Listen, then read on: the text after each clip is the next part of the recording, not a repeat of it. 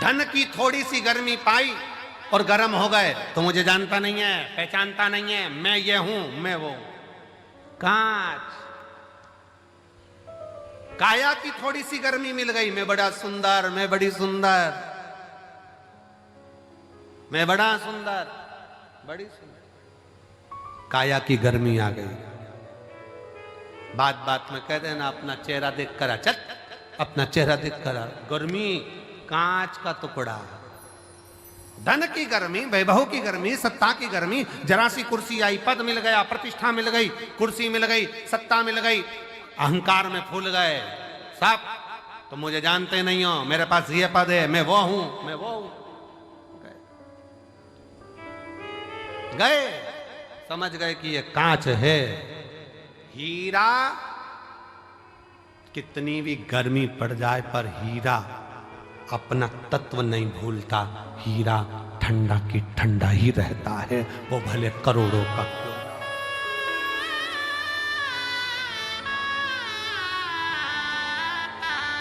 हीरा हीरा है, वो करोड़ों का है तो भी नहीं कहता मैं कितने का हूं। वो अपनी गर्मी सामने नहीं प्रस्तुत करता, वो अपनी ठंडकता देता है, अपने भीतर की ठंडकता देता है। आप कितने भी ओहदे पर पहुंच जाओ, कितने बड़े पद पर पहुंच जाओ, कितनी बड़ी कुर्सी पर पहुंच जाओ, कितने बड़े अधिकारी बन जाओ, कितने बड़े मिनिस्टर बन जाओ, कितने बड़े मंत्री बन जाओ, कितने बड़े संतरी बन जाओ, कितनी भी पद पर पहुंच जाओ, पर याद रखना अगर ओरिजिनल हीरे होना, ओरिजिनल हीरे होना तो अपने को अंदर से तपाना मती, कूल रहना, ठंडे कूल।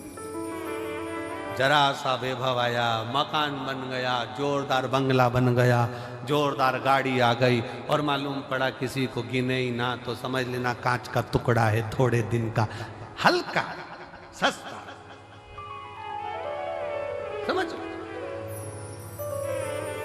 तुम देखो कई घर में बहुत, वैसे तो आजकल की जितनी बहुएं आती हैं, बेटियां आती हैं, वो ऐसा व्यवहार नहीं रखती हैं, पर पूर्व समय के बहुत सारी फिल्में जो बनी थी ना, पहले के समय में जो फिल्म बनती थी आप उसको देखना, उन फिल्मों में बहुएं आती थी और अपना रोल अदा करती थी। और तुम मुझे जानती नहीं हो, जेठानी से कहे तुम काम करो मैं तो अप टू डेट, देवरानी से कहे तू कर मैं अप टू डेट। ये क्यों दिखाते थे? उसमें ये दिखाते थे कि गर्मी है, जो गर्म हो रहा है, धन को देखकर, वैभव को देखकर, सत्ता को देखकर, अपने धन और वैभव, सत्ता, प्रतिष्ठा को देखकर जो गर्म हो रहा है वो कांच का टुकड़ा है, उसमें हीरापन नहीं है। हीरा वो होता है जो अपनी कीमत ही नहीं बोलता, वो अपनी कीमत बोलता ही नहीं। नम्रता उसकी कीमत, सहजता उसकी कीमत।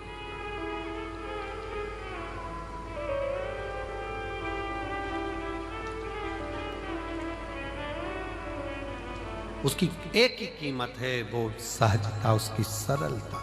मेरे शंकर भगवान में बहुत बड़ी नम्रता, सरलता, सहजता कितनी होगी जरा विचार करिएगा। दुनिया के लोग अमृत पी रहे हैं उनके सामने और उनको विष का कटोरा रख दिया गया, विष का कटोरा। ये मेरी जीजियों, एक बात बताएं आपको, बहुत सावधानी से सुनना, बहुत सावधानी से। तुम्हारे घर में शादी है ना, और शादी में सारे वीआईपी आए हैं ना, उन वीआईपीओं के लिए अलग से व्यवस्था है और तुम्हारे लिए एक साधारण सी व्यवस्था है। साधारण, बहुत समझना, बहुत।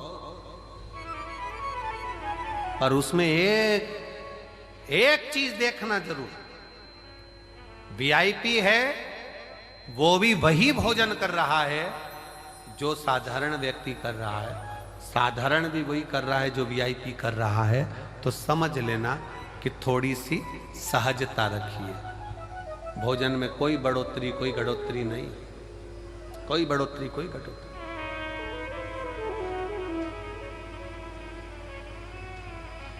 विवाह में आए, शादी में आए और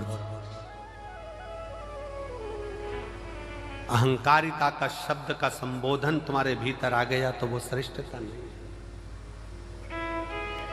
कांच गर्म हो जाता है, हीरा गर्म नहीं होता। हीरा की सस्ता है, कूल रहना, ठंडा रहना, सरल रहना।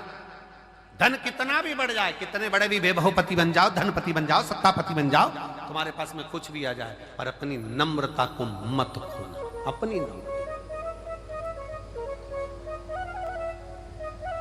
हमारे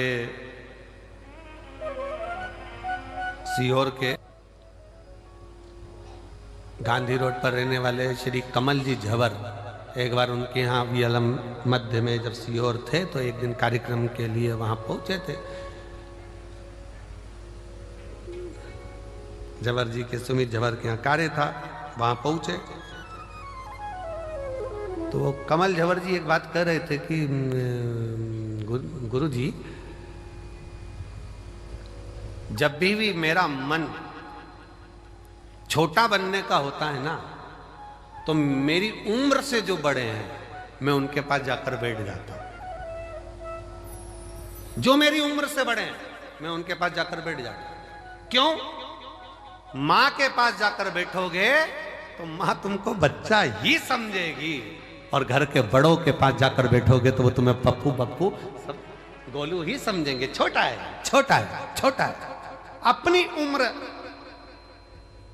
उम्र पत्नी के साथ बैठे हो तो भी तुमको ये महसूस हो सकता है अब थोड़ी उम्र बढ़ती चली जा रही है। अपने बच्चों को देखोगे तो ऐसा लगता है कि अब ये बड़े हो गए, हमारी उम्र घटती चली जा रही है। पर अपनी माँ के पास, अपने पिता के पास, अपने ताऊ के पास, अपनी ताई के पास, अपने गांव में, अपने नगर में, अपने शहर में रहने वाले बुजुर्गों के पास आधा घंटा जाकर बैठोगे ना तो तुमको वही महसूस होने लगेगा कि आप वही छोटे की छोटे हो और ये सब बड़े हैं। और सहजता का, प्रेम का, एक वात्सल्य का स्मरण, सरलता,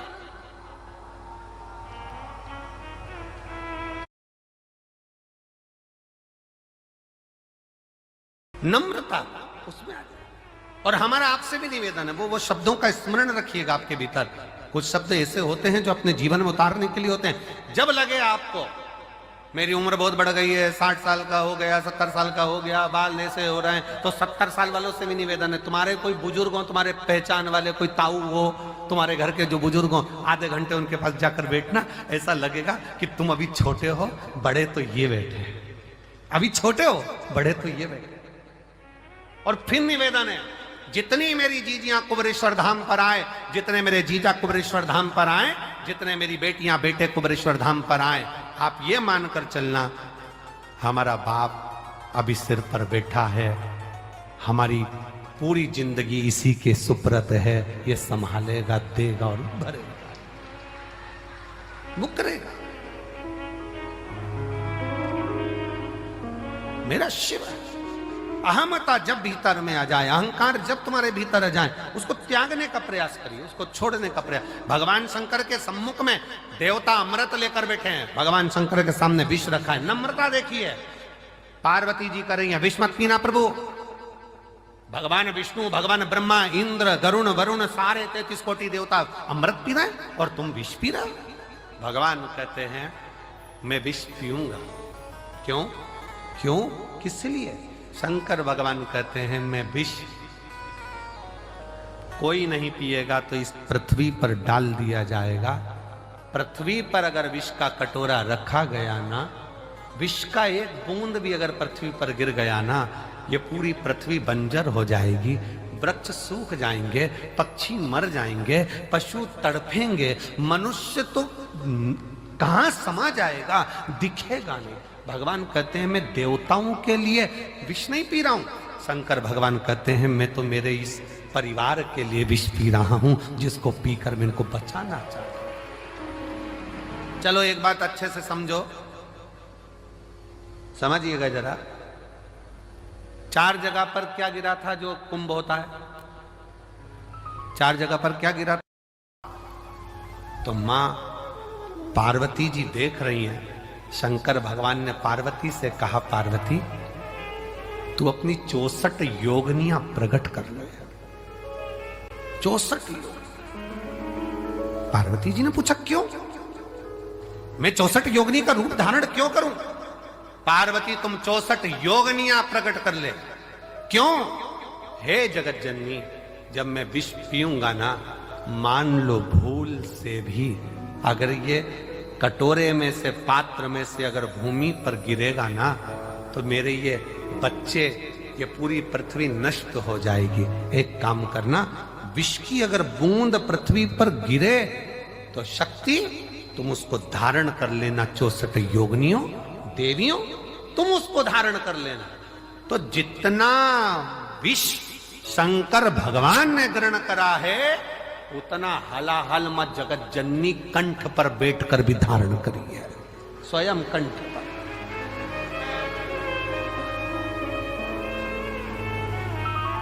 मां जगत जननी स्वयं बैठी।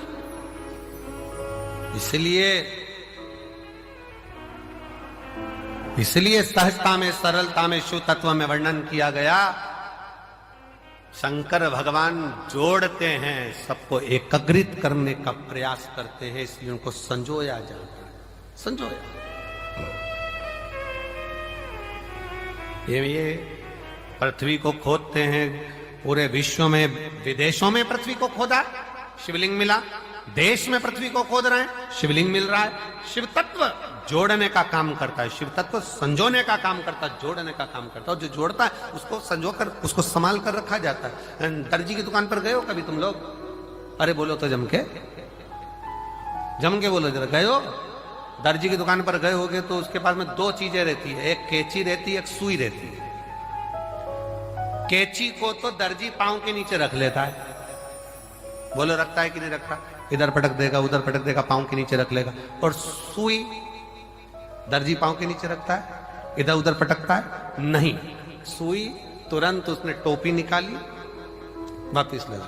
सुई को टोपी में खोस कर रखता है, क्योंकि जो जोड़ने का काम करते हैं उसको संभालना पड़ता है, जो काटने का काम करते हैं उसको भगाना पड़ता गया, उसको संभाला गया।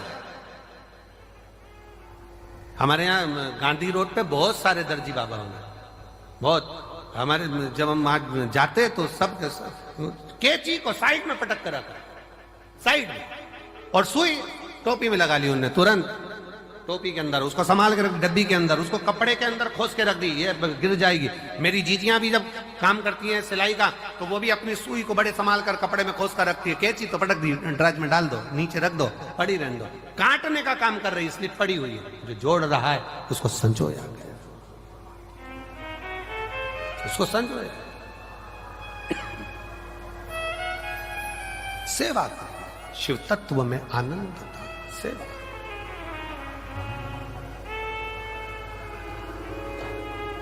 देवा महादेवा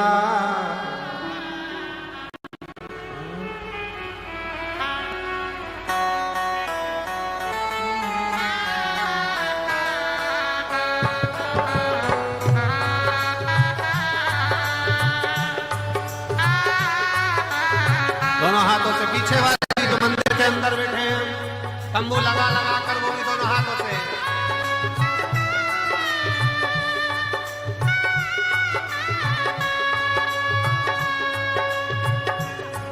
ओ देवा महादेवा, ओ देवा महादेवा, ओ देवा महादेवा, ओ देवा महादेवा।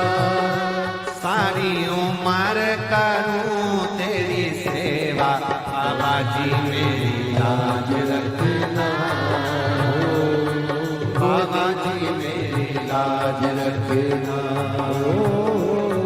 बाबा जी मेरी लाज रखना, बाबा जी मेरी लाज रखना। ओ देवा महादेवा, ओ देवा महादेवा, ओ देवा महादेवा, ओ देवा महादेवा। ओ सारी उम्र करूं तेरी सेवा, बोले जी मेरी लाज रखना, बोले जी मेरी लाज रखना,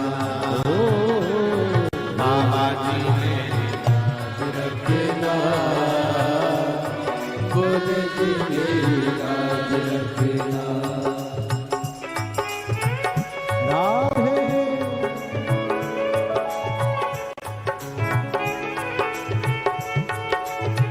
हरि बोल।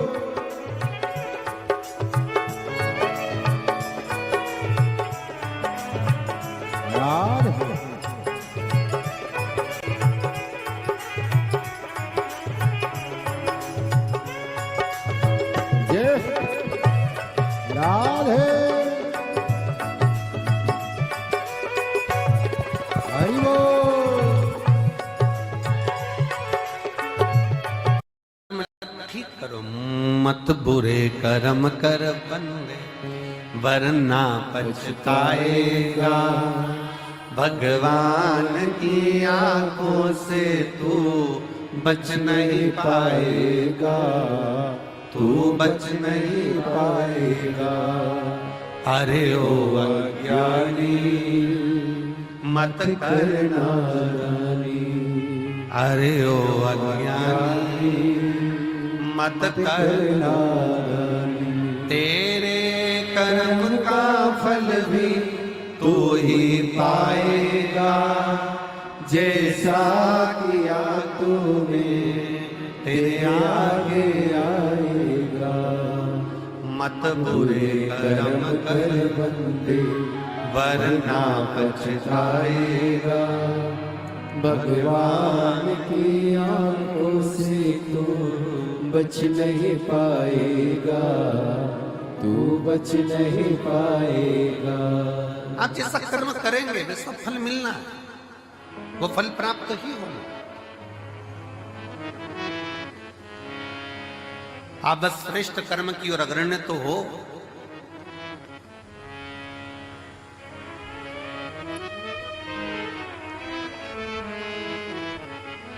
शिव महापुराण की कथा कहती है सत्य टिकता है और असत्य मिटता है। सत्य टिक जाता है, बहुत लंबा टिकेगा। आप सत्य के पथ पर चलिए, अपनी मेहनत करते हुए, अपने कर्मों को करते हुए, अपनी लगनता को बढ़ाते हुए, अपनी मेहनत को बढ़ाते हुए, अपने कर्मों को आगे बढ़ाते बढ़ाते बढ़ाते बढ़ाते जब अग्रण्यता में बढ़ोगे तो निश्चित है कि आपका भाग्य बदलेगा। एक बड़ा सुंदर प्रसंग है।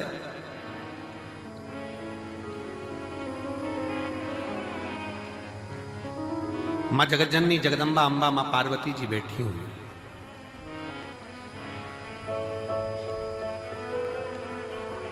और मां अंबा, मां जगतजननी जगदम्बा मां पार्वती जी विराजमान है। और उसी समय पर मां पार्वती जी के पास में दोनों बहुएं,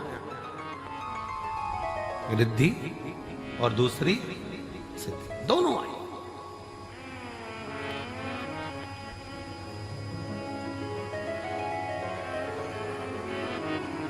दोनों बैठी, प्रणाम किया।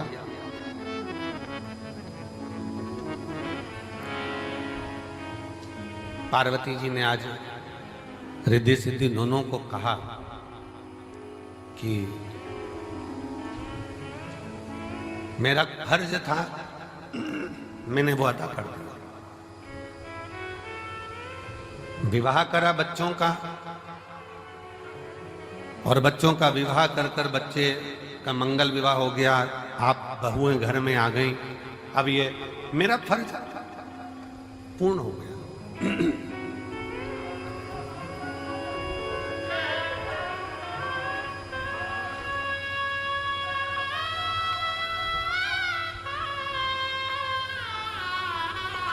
मेरा फर्ज मैंने अदा कर दिया। बहुएं घर में आ गई हैं, अब मेरा कर्म पूरा हो गया। तो रिद्धि सिद्धि में से रिद्धि ने भगवान शिव जी के सम्मुख में, भगवान शंकर तो थे नहीं, मां जगतजननी जगदम्बा पार्वती जी विराजमान थी, मां अंबा बैठी हुई थी। और मां अंबा से निवेदन करा रिद्धि, मां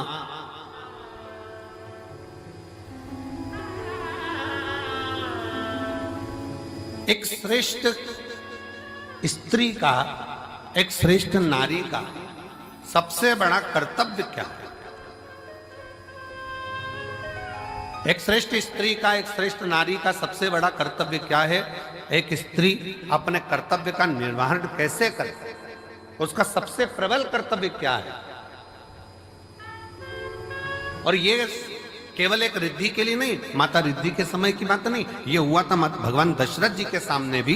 दशरथ जी के सामने प्रसंग आया, भगवान दशरथ जी महाराज के सामने बहुओं के सम्मुख में आई, तो बहुओं को देखकर दशरथ जी महाराज ने विचार करा कि माता केकई ने तो शीश महल दे दिया है, कौशल्या मैया ने भी सुंदर उपहार दिया है, मुख दिखाई में, माता सुमित्रा जी ने भी बहुत कुछ दिया है, मैं अपनी बहुओं को क्या दूं?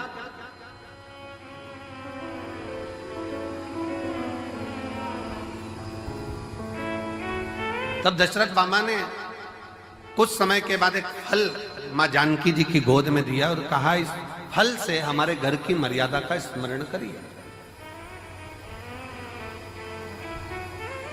जानकी माता ने उस फल के टुकड़े करे और वो फल दशरथ जी के हाथ में ले जाकर दिया। दशरथ जी ने देखा कि जितने मेरे घर के सदस्य हैं उतने उस फल के टुकड़े हैं। दशरथ जी ने अपनी बहू को साधुता दिया कि मेरे घर में जो बहू आई है वो श्रेष्ठ आई है। उसने ये दर्शाया है कि स्वयं अकेले नहीं खाना है। अपने माता पिता का संस्कार ये है कि घर में अगर थोड़ी सी भी सामग्री आए तो घर के जितने सदस्य हैं सब आपस में बांट कर खाएं, सब बांट कर खाएं। हमने पहले रुद्राक्ष उत्सव में एक कथा सुनाई थी